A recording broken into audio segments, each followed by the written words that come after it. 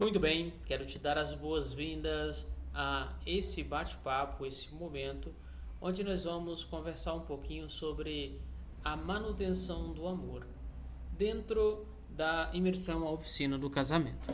E como tema central, eu quero pensar com você sobre casamento não é algo para consertar apenas quando quebra, mas algo que precisa ser cuidado todos os dias. Não espere estragar para poder dar a devida manutenção. No Evangelho de Marcos, no capítulo de número 9, no verso de número 10, o texto diz: Portanto, o que Deus uniu, ninguém o separe. Olha que interessante. Nós vivemos uma geração que troca o que está com defeito ao invés de consertar. Mas o amor não é descartável. E o casamento, ele é como um carro espiritual que foi projetado por Deus para uma longa jornada. Porém, até o melhor carro, se não for feito as devidas manutenções, se ele não for revisado, se ele não for lubrificado, se ele não for cuidado, ele vai começar a dar sinais. Ele vai começar a ter barulhos, ter falhas, ter perda de desempenho. Assim também é o casamento. O problema não começa quando o amor acaba. O problema começa quando a manutenção cessa. O que está bom pode ficar melhor. O que está melhor pode ficar excelente. E o que está ruim pode ficar bom. Então esse é o nosso momento de refletirmos sobre esse tema. Agora para um pouquinho e reflita comigo.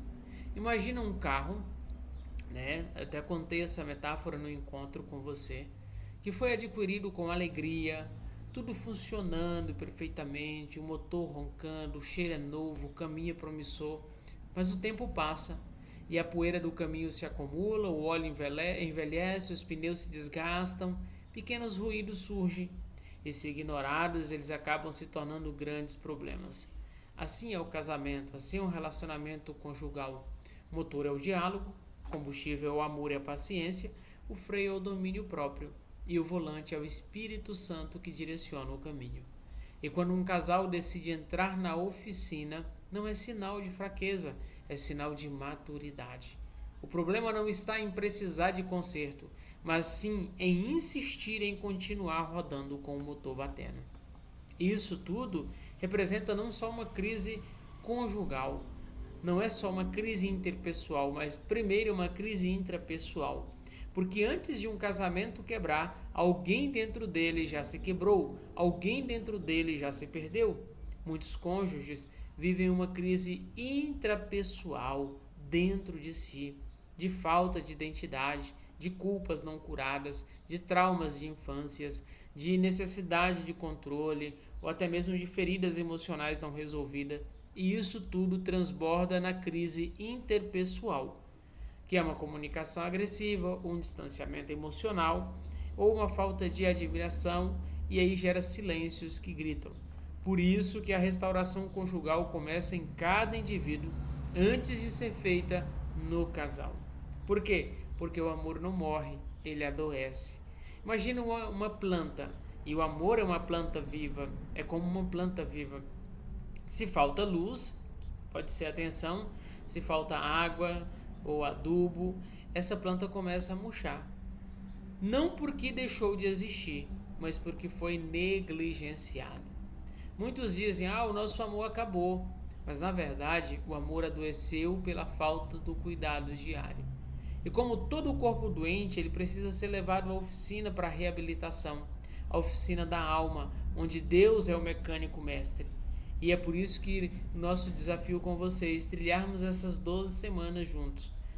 Lembrando do que está escrito lá em Apocalipse 2,5. Lembrai-vos, pois, de onde caístes, e arrepende-te, e pratica as primeiras obras. Que nós possamos trazer isso como uma realidade. Porque esse texto, embora dirigido a uma igreja ou à igreja, ele também é uma prescrição muito interessante a ser tratada dentro do casamento. Primeiro, lembrar, voltar à memória do início, voltar às promessas, não é voltar no passado, mas é trazer à memória o primeiro amor, trazer à memória o sentimento do que te fez começar, arrepender-se, que é reconhecer o que foi negligenciado e sem culpa, sem culpar o outro, sem culpar a si mesmo, e aí sim voltar a praticar as primeiras obras, voltar a cuidar, voltar a dialogar, voltar a respeitar, voltar a admirar. Isso é o que a oficina do casamento tem como proposta. Então é muito importante que a gente siga aprendendo, crescendo e aplicando. Mas lembrando, a oficina do casamento é um ambiente seguro, um ambiente de cura, de revisão e recomeço. É um lugar onde o casal aprende a ouvir sem reagir, cura feridas que o tempo não resolveu e reacende o amor pela reconexão espiritual, aprendendo ferramentas práticas para restaurar o diálogo de forma assertiva e direta. Assim como nós levamos o carro à oficina antes que ele pare, casamentos também precisam de manutenção preventiva. Não apenas quando tudo quebra ou quando tudo para, mas antes que isso aconteça. Porque onde há duas pessoas dispostas, presta bem atenção no que eu vou falar com você aqui sobre isso, porque isso daqui é muito importante. Onde há duas pessoas dispostas, tá? O Espírito Santo é o terceiro elo que repara o que o mundo tentou destruir, que repara o que o sistema tentou destruir. Mas só que nós precisamos estar dispostos a viver esse processo. Casar é fácil, manter-se casado é um ato diário de decisão, de perdão e principalmente de fé. Então não há casamento perfeito. Não.